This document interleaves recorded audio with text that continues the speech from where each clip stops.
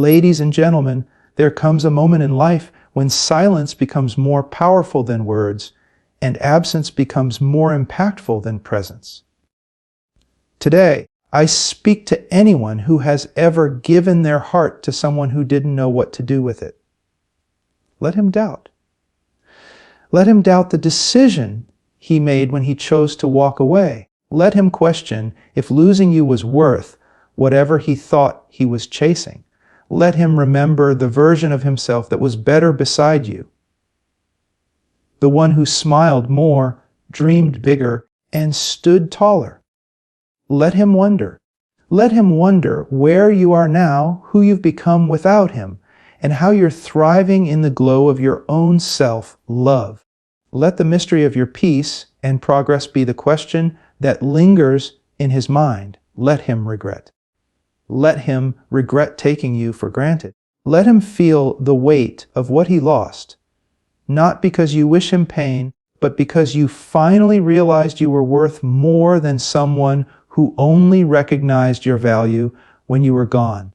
There is a unique strength in choosing silence over confrontation, in choosing to walk away instead of staying to be heard by someone who was never really listening. Emotional distance is not a sign of weakness. It is a conscious decision to reclaim your peace. It is the boldest kind of strength, the kind that doesn't shout, doesn't beg, and doesn't chase.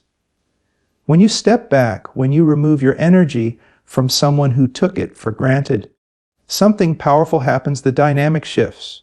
You no longer feed the cycle of misunderstanding, emotional tug of war, or repeated explanations. You stop trying to make someone understand your value, because those who truly see it never needed a presentation to begin with.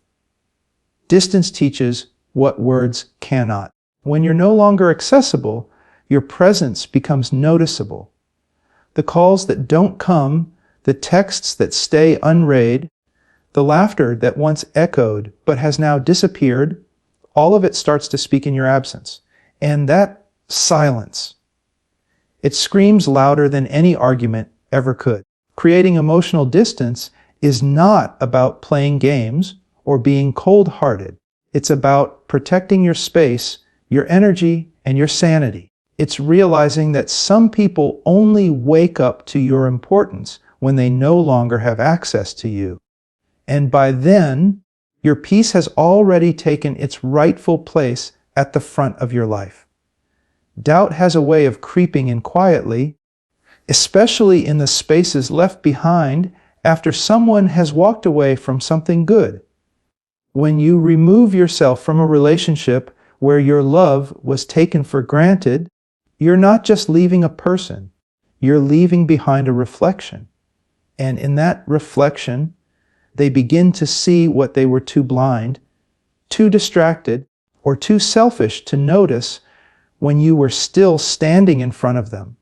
Let him doubt, not because you want him to hurt, but because doubt forces a person to face the reality of their choices. It makes them look inward, replaying moments they shrugged off, replaying your words, your patience, your presence. It forces them to remember the quiet kindness, the unconditional support, the way you showed up even when they didn't ask you to, and especially when they didn't deserve it. Doubt becomes a mirror of regret. It doesn't just remind them of who you were, it reminds them of who they were with you and who they've become without you. Maybe now he questions if he could have been a better listener, a better lover, a better man. Maybe he wonders if he pushed away the one person who truly saw him, the one who stayed even when things got hard, the one who loved without conditions. And that's the power of your absence.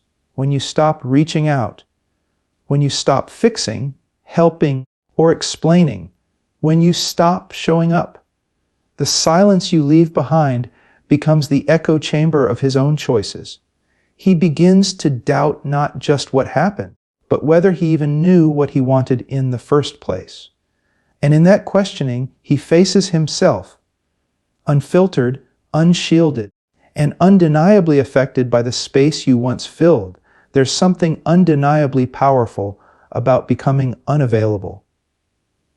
Not out of pride, but out of purpose. When you stop explaining yourself, stop updating him, stop giving him a window into your world, the silence creates a space where curiosity begins to bloom.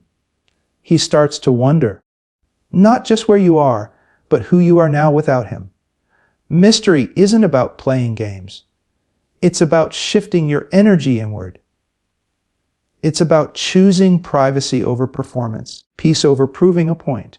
The same person who once had access to every part of your life, your thoughts, your laughter, your daily routines, your plans, even your fears, is now standing on the outside, realizing just how much they took for granted. And that unknown becomes magnetic. He wonders who you're talking to now. What new goals are lighting up your world?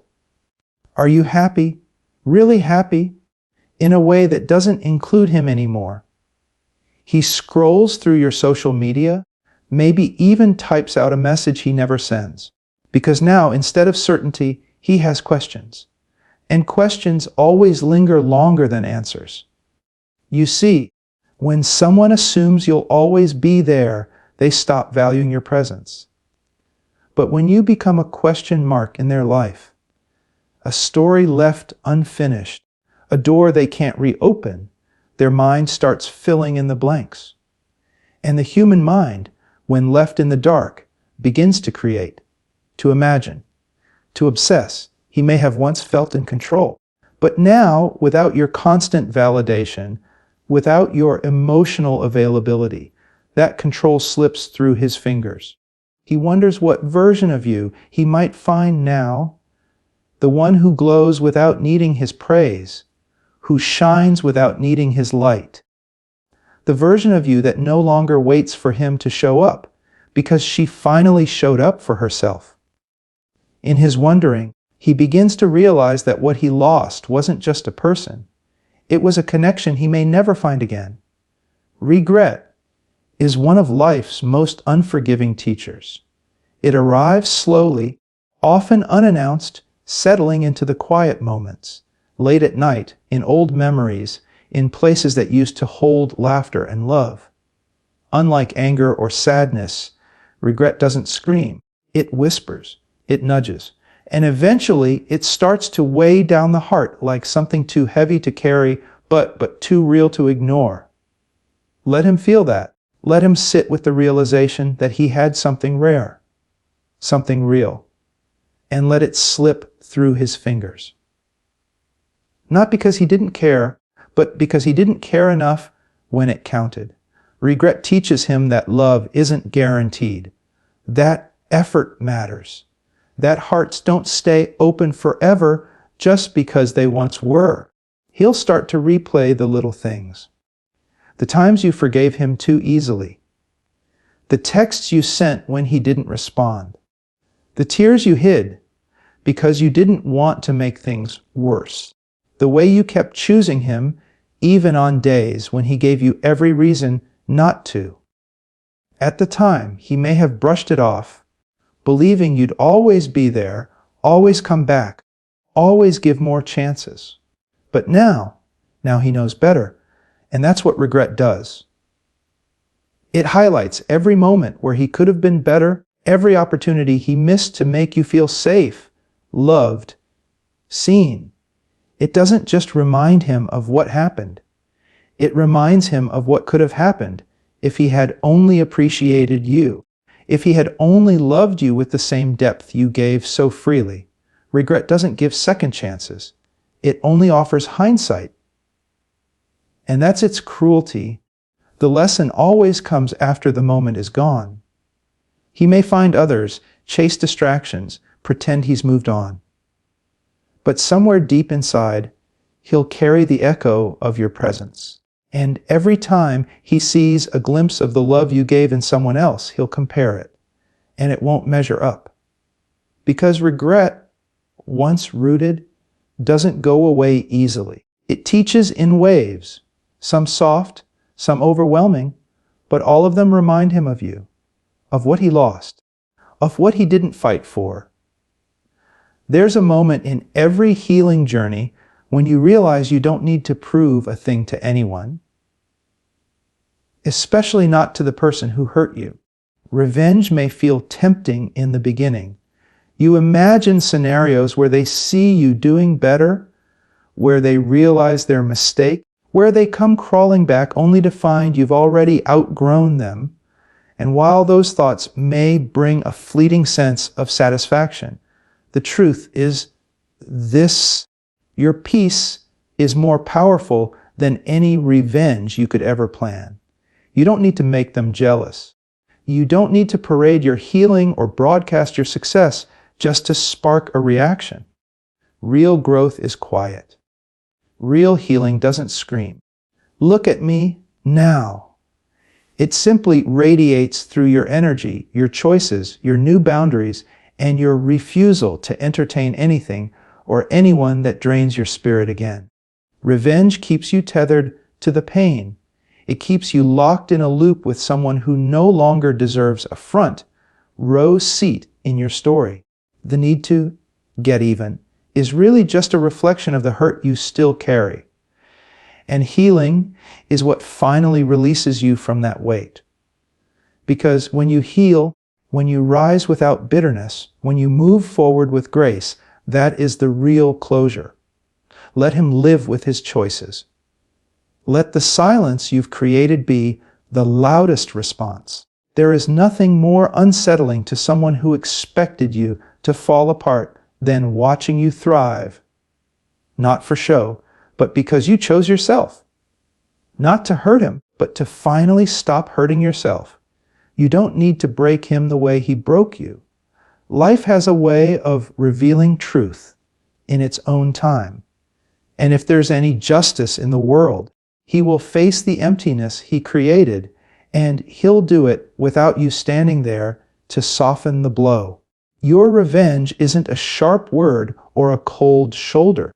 It's the freedom of not needing anything from him anymore. There is a powerful shift that happens when you finally recognize your worth, not in someone else's eyes, not through their affection or attention, but within yourself. It's the moment you stop settling for breadcrumbs and start demanding the full meal. It's the moment you realize that love isn't real if it requires you to shrink yourself to keep it. For too long, you may have measured your value based on how much you could give, how much you could tolerate, or how much pain you could absorb without breaking. You stayed hoping he'd notice, hoping he'd change, hoping that if you just loved him a little harder, he would eventually love you back the way you deserved. But self-worth isn't about waiting to be chosen. It's about choosing yourself, even when it breaks your heart. When you understand your worth, you stop asking for the bare minimum. You stop making excuses for people who fail to show up. You stop begging for consistency from someone who only offers chaos. You start setting boundaries not to push people away, but to protect the peace you've fought so hard to find. And once you reach that place, it's no longer about who loves you. It's about how you love yourself. Loving yourself means knowing that being alone is better than being half loved. It means walking away from what's familiar but painful in pursuit of something uncertain but healthy. It's knowing that your heart, your time, your energy, all of it is sacred, and not everyone deserves access to it. He may have made you feel like you were too much, too emotional, too intense, too difficult. But the truth is, you were just asking for the kind of love that matched your depth. And now, with self-worth at the center of your life, you know that asking for effort, honesty, and loyalty is not being too much. It's the bare minimum. You are not here to prove yourself worthy. You are already worthy. Worthy of love that builds, not breaks. Love that heals, not harms. Love that doesn't make you question your place in someone's life. You don't need to defend yourself. You don't need to explain why you left, why you stayed as long as you did, or why you finally chose peace over the chaos. Your journey, your transformation, says everything that needs to be said. Without a single word, your growth tells the story of your strength, your resilience, and the quiet decision to put yourself first. Let him watch. Let him observe from a distance as you rebuild your life without him. Not because you're trying to make a statement, but because you're finally living for yourself. Every step you take forward, every accomplishment, every smile, every moment of joy that isn't dependent on his presence becomes a reflection of how far you've come. And that reflection speaks louder than any conversation ever could. He'll see it. Maybe not right away, but eventually he'll notice the shift in your posture, in your confidence, in the way you walk into a room no longer carrying the weight of his indifference. He'll remember the version of you who once sought his approval, who once tried to earn his love, and he'll realize that version no longer exists. That's the beauty of growth. It doesn't seek validation. It simply exists unapologetically. And while he may still be caught in the patterns of who he was, you're evolving, elevating, and embracing every part of who you are becoming. Your journey doesn't require revenge or retaliation. It requires commitment to yourself, to healing, to showing up for your dreams, your peace, your joy. There will be moments when he recalls something small. The way you used to laugh, the way you supported him, even when he didn't deserve it. And in those moments, your absence will be loud. He will realize that the woman you've become is not someone he helped shape, but someone he lost the privilege of knowing. Your evolution will tell the story. The strength in your silence, the grace in your choices, the courage it took to walk away. That's your legacy in his memory. There comes a time when you stop asking, why did this happen? And start asking, what do I need to feel whole again? That's the turning point, the quiet shift from surviving heartbreak to choosing peace. Not just momentary relief, but deep, soul-quieting peace that doesn't rely on someone else's presence, apology, or approval. It's when you stop reliving the pain and start prioritizing your own healing. Peace isn't loud. It doesn't demand attention. It's subtle, soft, and sacred. It's in the decision to delete the message you wanted to send, but know you've outgrown. It's in the way you don't check his social media anymore because you're no longer interested in what he's doing. It's in the freedom of waking up and realizing he's no longer the first thought in your mind. You are. Pain will try to keep its grip on you.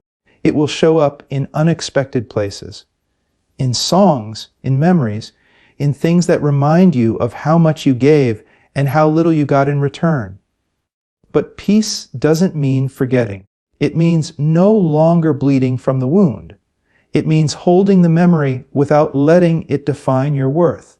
You can remember what hurt you and still walk forward, hand in hand with your growth. When you choose peace, you take your power back. You realize you're not here to fix broken people or carry the weight of someone else's emotional immaturity. You're not responsible for teaching someone how to love you, and you are no longer willing to keep breaking your own heart just to keep someone else comfortable. Choosing peace might feel lonely at first because you're walking away from what you once thought was love. But soon you'll see, real love doesn't drain you, confuse you, or make you beg to be seen. Real love feels like peace. And you're learning to give that kind of love to yourself first. You're allowed to stop trying. You're allowed to stop fighting for someone who wasn't willing to fight for you. You're allowed to rest, to breathe, to heal. So let him doubt. Let him wonder. Let him regret. That's not bitterness speaking. That's healing. That's wisdom earned through heartbreak, strength built in silence, and self-love reclaimed after being forgotten. You don't need to explain yourself anymore. You don't need to be understood by someone who made you feel invisible. The love you gave wasn't wasted. It was just misdirected. And now it returns home to you. This is your rebirth, your peace, your power. And from this moment forward, you no longer chase what couldn't see you. You rise, you radiate, you rebuild. Because the truth is, when you stop breaking for others, you begin building the kind of life that no one can take from you. And that is the most beautiful revenge of all. Not pain, not silence, but peace. Unshakable, unapologetic, unstoppable peace.